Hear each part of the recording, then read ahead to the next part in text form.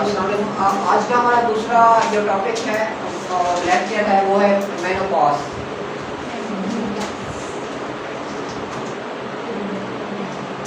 इसमें हम देखेंगे कि ये क्या चीज़ है, क्यों अक्कर होता है और इसमें इसे मैनेज कैसे किया जा सकता है और क्या बियोलॉजिकली चेंजेस आते हैं। इसमें यह है कि फीमेल्स में रिप्रोडक्टिव सिस्टम को मेंटेन करने के लिए एक नेचुरल प्रोसेस है जिसे मेंस्ट्रुअल साइकिल कहा जाता है। मीन के एक रिप्रोडक्टिव सिस्टम को मेंटेन रखने के लिए, तो अगर उसमें जब वो स्टॉप होता है तो उसे मेनोपॉज कहा जाता है। इसमें कुछ टर्म्स हैं वो मैं आपको बताऊंगा कौन सी किस स्टेज में। सबसे पहले मेनोपॉज का मतलब है मीन के स्टॉप, मीन के मेंस्ट्रुअल साइकिल का बिल्कुल स्टॉप हो जाना, स्टॉप। दूसरी इसमें जो चीज़ आती है मेनोपॉज में वो है इमैच्योर। इसमें आप लोगों को बताऊं कि मेनोपॉज की जो एज है वो नॉर्मल एज मेनोपॉज अकर करने की वो क्या होनी चाहिए, 40 से लेकर 60 तक जो है वो नॉर्मल टाइम है इनके अकर हो सकता है, 40 से लेकर 60 ईयर ओल्ड तक। लेकिन जो आइडियल है जो होना चाहिए वो है 51, मीन के 51 ईयर की एज में जो है मेनोपॉज अकर होना चाहिए। इसके अलावा अगर होता है कि 40 ईयर से पहले अगर होता है तो उसे हम कहते हैं इमैच्योर।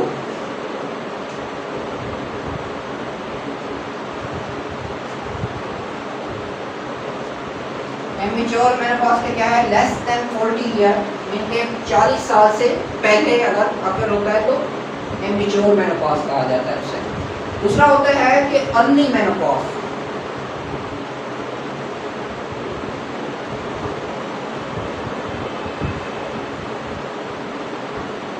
अर्ली मेनोपॉज में है कि अगर 45 ईयर से पहले होता है तो उसे अर्ली मेनोपॉज कहा जाता है, less than 45 year.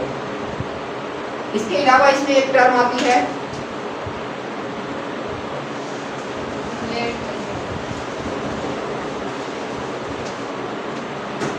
Perimenopause.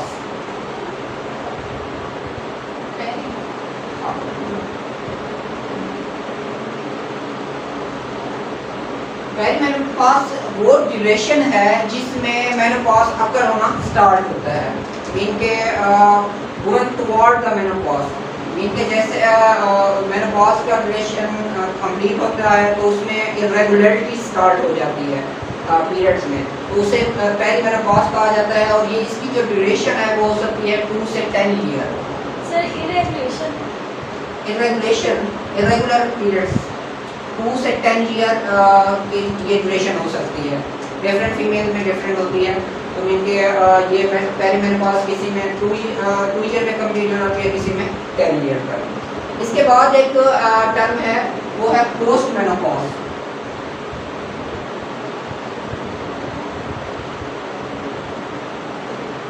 Mean के जब मेनोपॉज अकर हो जाता है और उन फीमेल को जो मीन के बिल्कुल स्टॉप हो गया है तो उसे पोस्ट मेनोपॉज कहा जाता है। पोस्ट मेनोपॉज का ये है कि अगर कॉन्टिन्यूसली 12 पीरियड एब्सेंट, मीन के 1 ईयर जो है ना पीरियड्स अगर ना हो पूरा 1 साल, तो हम कह सकते हैं कि मेनोपॉज अकर हो चुका है और उस फीमेल को क्या कहेंगे, मेनोपॉजल पोस्ट मेनोपॉजल फीमेल। ये चीज। इसके अलावा एक टर्म है सर, उसको क्या कहेंगे, पोस्ट मेनोपॉजल फीमेल। इसके अलावा एक टर्म होती है इसमें प्री मेनोपॉज।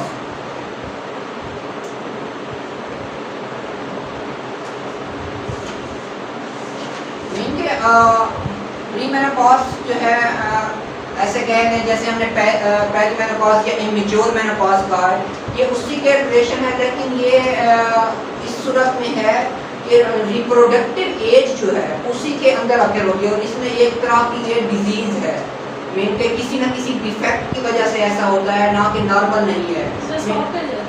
नहीं स्टॉप नहीं, इसमें एक पॉज आती है पॉलीसिस्टिक ओवरी सिंड्रोम, मीन के वो पहली मेनोपॉज में आती है। जैसे हमने कहा कि अर्ली मेनोपॉज है वो मीन के ड्यूरेशन में आ गया 40-45 साल से पहले। दूसरा है इमेच्योर मेनोपॉज, वो मीन के 40 से पहले आ गया लेकिन वो अकर हो गया, एक डिफेक्ट है, नॉर्मल नहीं है लेकिन वो मेनोपॉज अगर। ये प्री मेनोपॉज मीन के रिप्रोडक्टिव एज, जो रिप्रोडक्टिव एज कंसिडर की जाती है फीमेल में वो होती है कि प्यूबर्टी के बाद, प्यूबर्टी से लेकर 35 तक 40 तक जो है वो रिप्रोडक्टिव एज है। रिप्रोडक्टिव एज में अगर कोई डिफेक्ट होता है या ये अकर होता है तो उसे प्री मेनोपॉज कहा जाता है। अब इसमें हम देखेंगे, सबसे पहले ये देखेंगे कि अगर एक फीमेल पोस्ट मेनोपॉज है, ये अकर हो चुका है तो उसमें क्या क्या चेंजेस आ सकती हैं और उसका क्या डिफेक्ट है, उसे हम कैसे मैनेज कर सकते हैं, डाइट के थ्रू या इनकी उसकी फिजिकल एक्टिविटी के थ्रू।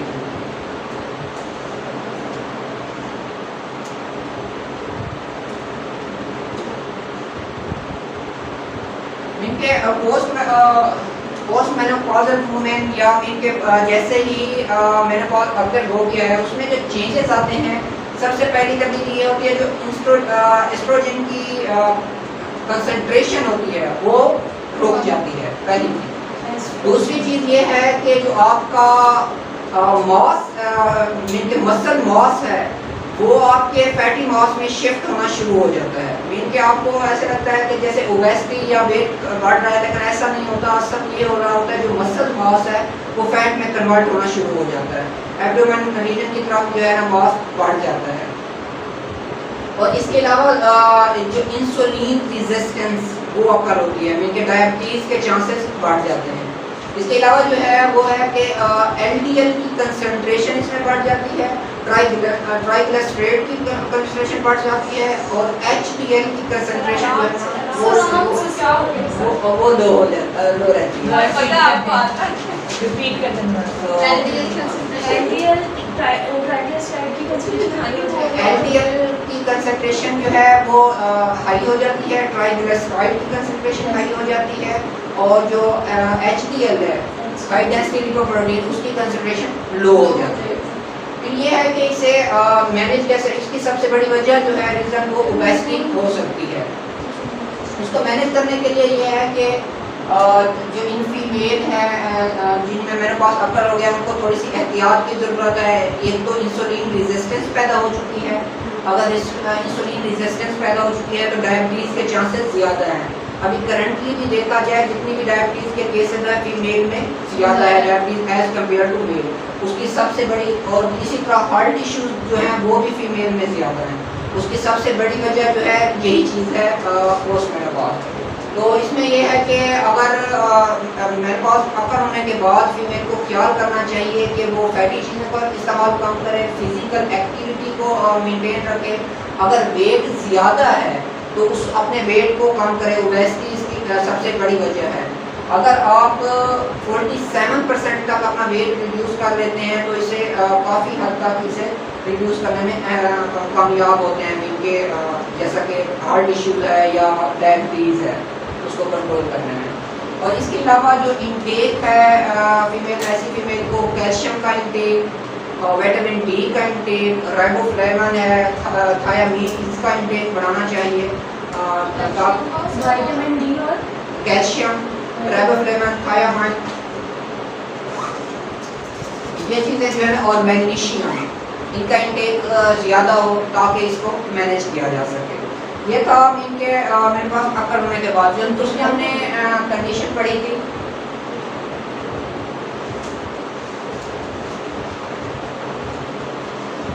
इसके अलावा हमने प्री मेनोपॉज में आता है PCOS, polycystic ovary syndrome.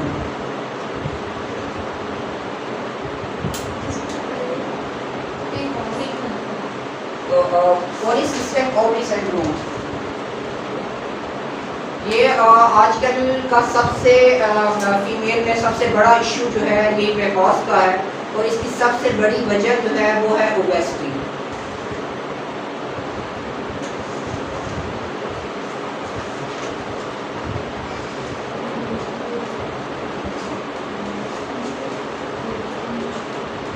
Polycystic ovary syndrome.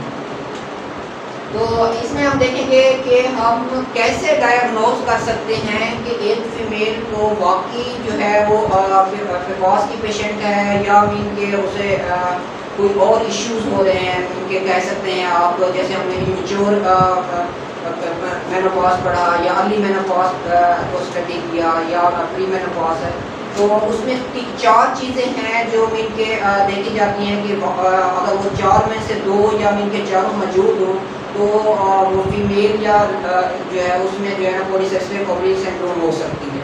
सबसे पहले है एक्नी। अगर उसे एक्नी हो रही है तो पिकॉस की वजह से हो सकती है। दूसरी चीज़ है मेल हार्मोन्स की एक्सक्रीशन, इनके high amount of male hormones.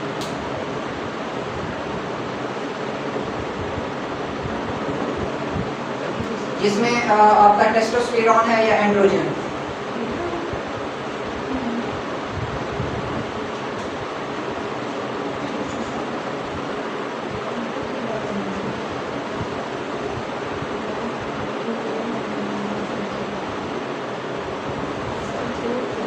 Testosterone and androgen, इनके 2 चीज़ें ये हैं। और तीसरा है आपका,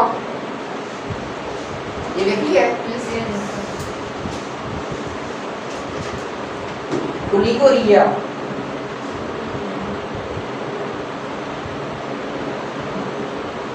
ओलिगोअमीनोरिया। ओलिगोअमीनोरिया अगर इनके एक साल में पीरियड्स लेस देन 9 है, लेस देन 9 पीरियड्स इन 1 ईयर, वो भी ये वजह भी पिकॉस की हो सकती है।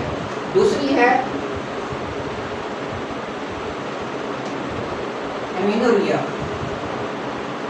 इसमें यह है कि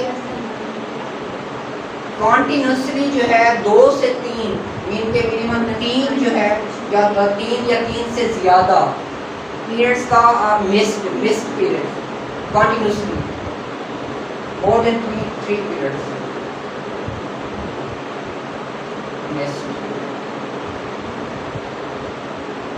इनके ये जो हमने 4 इन चारों में से कोई भी कंडीशन है तो हम पूरे साल में है ऐसे ही है कॉन्टिन्यूसली इनके 3 या 3 से ज़्यादा कॉन्टिन्यूसली मिस है।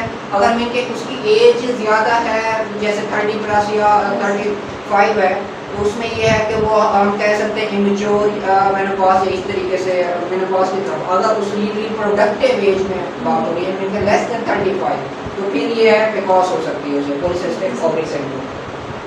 ये चीज़ें थी कि हम उसे डायग्नोज कर सकते हैं कि ये पिकॉस की है। दूसरी हम इरेगुलरिटी है जैसा कि इमेच्योर या इसमें तमाम चीज़ें जो सिम्पटम्स हैं वो हम देखेंगे कौन कौन सी सिम्पटम्स हो सकती हैं ओवरऑल इसकी डिस्टर्बेंस में, पूरे मेंस्ट्रुअल साइकिल की डिस्टर्बेंस में कौन कौन सी हो सकती है। सबका ये है फटीग है। चलिए आप क्या करवाइए? हाँ सिम्पटम्स हैं।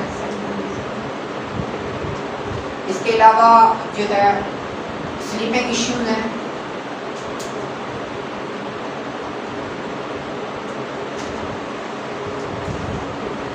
मूड स्विंग्स,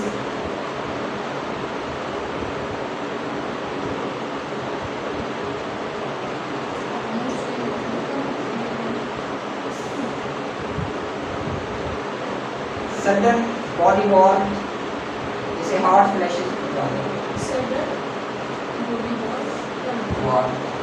इनके किसी भी जिस्म का मोस्टली जो है बैक पे अचानक में बहुत ज़्यादा गर्म होता है।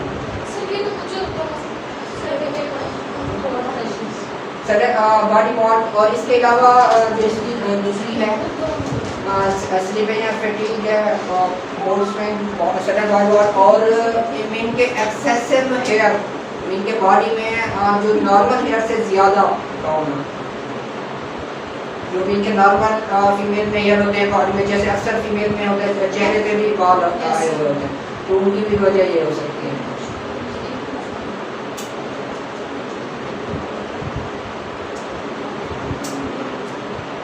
और और इसके अलावा है मीन के नेक पिगमेंटेशन, मीन के गर्दन पे जैसे पिगमेंट ब्लैक ब्लैक सर्कल या डॉट्स बन जाते हैं, वो भी इसकी वजह हो सकती है। अब मीन के ये है साइन एंड सिम्टम्स हमने पढ़े बिकॉज के हवाले से या ओवरऑल इरेगुलरिटी के हवाले से। इसके अलावा एक चीज़ है कि इसकी वजह कौन कौन सी चीज़ें बन सकती हैं, इनके पैकॉज की वजह कहे गए या ओवरऑल इरेगुलरिटी मेंस्ट्रुअल साइकिल की इरेगुलरिटी की। तो उसमें है सबसे पहले ओबेसिटी। ओबेसिटी जो है इसकी सबसे बड़ी वजह है। दूसरे नंबर पे एक्सेसिव एक्सरसाइज, एक्सरसाइज का नाम होना भी इसकी वजह है, और बहुत ज़्यादा जैसे एथलीट्स वगैरह हैं तो उनमें ज़्यादा एक्सरसाइज की वजह से भी हो सकती है। थर्ड मीन के सॉफ्ट ड्रिंक्स के इस्तेमाल से, हाँ सॉफ्ट ड्रिंक्स के ज़्यादा इस्तेमाल से। दूसरी हॉट ड्रिंक्स के इस्तेमाल से, हाँ स्पाइसी फूड के इस्तेमाल से,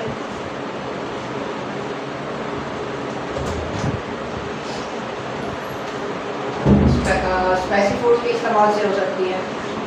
मीन के ये इसकी जो रीज़न है मोस्टली कॉमन।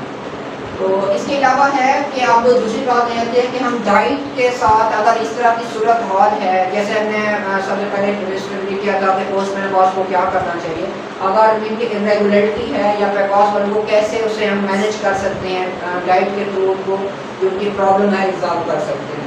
किसी की हेरिडिटी भी होती है या इस तरह इसकी और भी वजह हो सकती है, वो है cyst formation in ovary, cyst वगैरह या ऑपरेशन है या दूसरी इनके केमिकल थेरेपी है।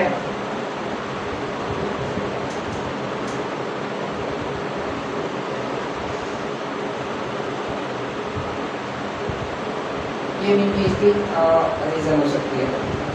इसके अलावा आप देखें कि डाइट के थ्रू हम इसे कैसे मैनेज कर सकते हैं।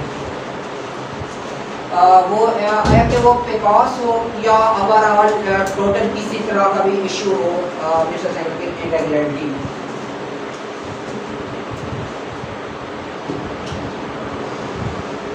इनके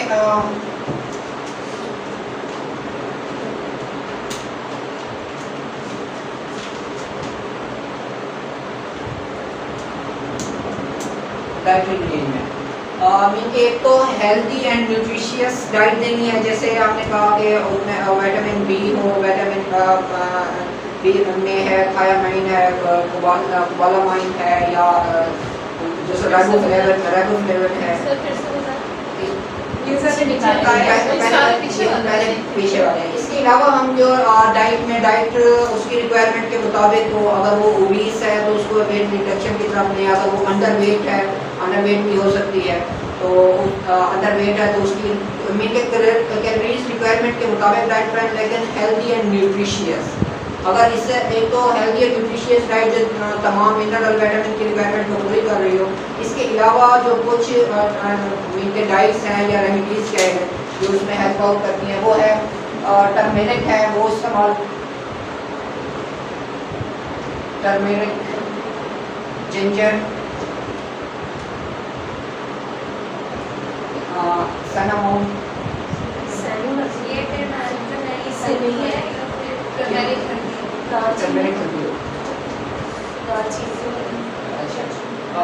इसके अलावा है आपका नीम। नीम के अगर इरेगुलरिटी या इस तरह का इशू है तो रात को नीम के 2 से 3 पत्ते जो नीम के हैं और पानी में भिगो के रखते हैं, जैसे डिटॉक्स वाटर बनाते हैं। सर वो इस्तेमाल दालचीनी होती है, दालचीनी, हाँ दालचीनी, और सर इलायची को ले लेते हैं, फिंगर सॉरी इलायची को ग्राइंडर धनिया को कहते हैं। हाँ तो धनिया दालचीनी पानी है क्या चीज़?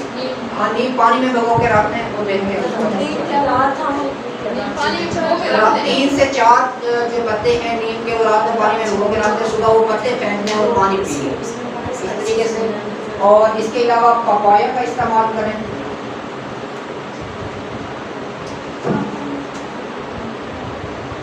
पपाया के अलावा जो है आप लोग इस्तेमाल कर सकते हैं एलोवेरा। हाँ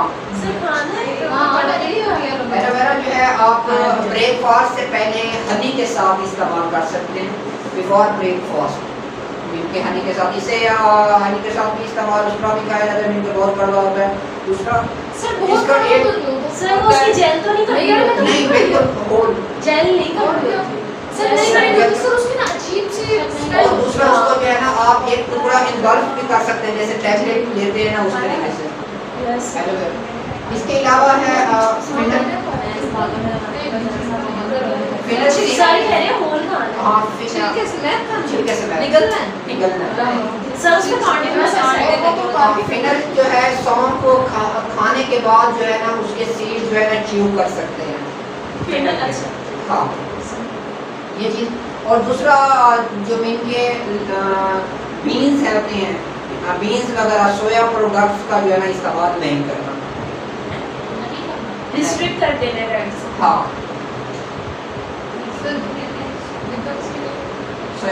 ये कुछ इनके इंटरवेंशन है इसके हवाले से, रेगुलेटरी के हवाले से।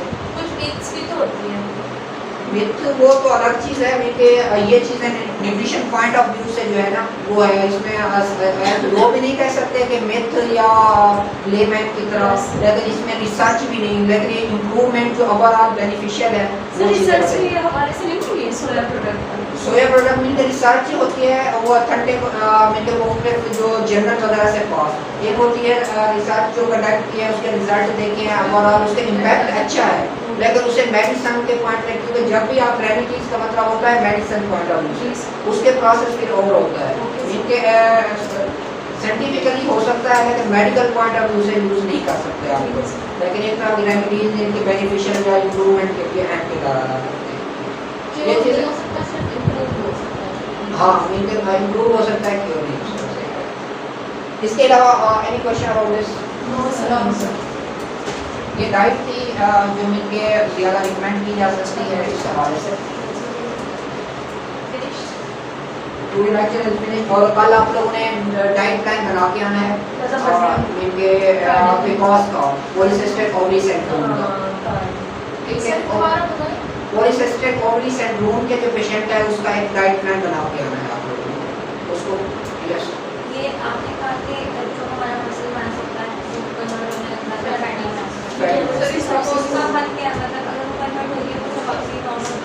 उसका वही हल है कि जैसे कि आपके पास फिजिकल एक्टिविटी है या आप फैटी चीज़ों से अवॉइड करें, और जो आपकी एनर्जी इनटेक है, जब अक्सर आप वेट रिडक्शन की तरफ आते हैं तो कहते हैं लोग कि आप ये खाएं वो खाएं, असल उसने होती है सिर्फ और सिर्फ आप रूटीन सेट करें अपनी और टोटल कैलोरीज को कम करें जो आप लोग इनटेक कर रहे हैं, ना कि आप लोगों ने जो है ना सारी की सारी रूटीन अगर सेट चेंज करनी है तो थोड़ी बहुत करने में कोई हर्ज नहीं है, लेकिन अक्सर जो मकसद होता है वो कैलोरीज का इनटेक जो है वो कम करना होता है। सर ये कैलोरीज के हिसाब से बनानी है जिसकी डाइट हाँ कैलोरीज के हिसाब से कितने कैलोरी इसमें जो है ना 2000 किलो कैलोरीज 1500 किलो कैलोरीज का बनाए डाइट प्लान, उसमें से ब्लेट्स भी निकालने हैं।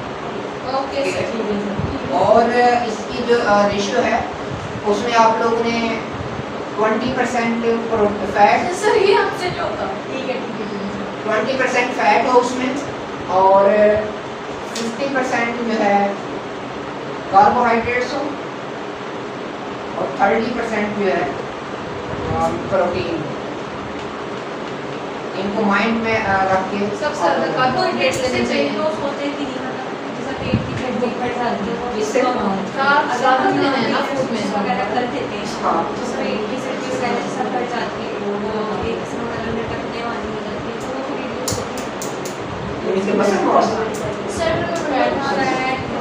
फैट लॉस इंड्यूस होता है फिजिकल एक्टिविटी से, इंड्यूस होता है कैलोरी रिस्ट्रिक्शन से, होता है एक्सरसाइज से, होता है, लेकिन जो लोग इंड्यूस करते हैं वो भी इसी तरह अगर बहुत ज़्यादा है तो फिर सर्जरी से ऑपरेट किया जा सकता है। इसमें इतना बड़ा वो नहीं होता है, थोड़ी सी रिस्ट्रिक्शन थोड़ी सी मैनेजमेंट के साथ जो है ना फैट लॉस आप इजीली रिड्यूस कर सकते हैं। Okay any question?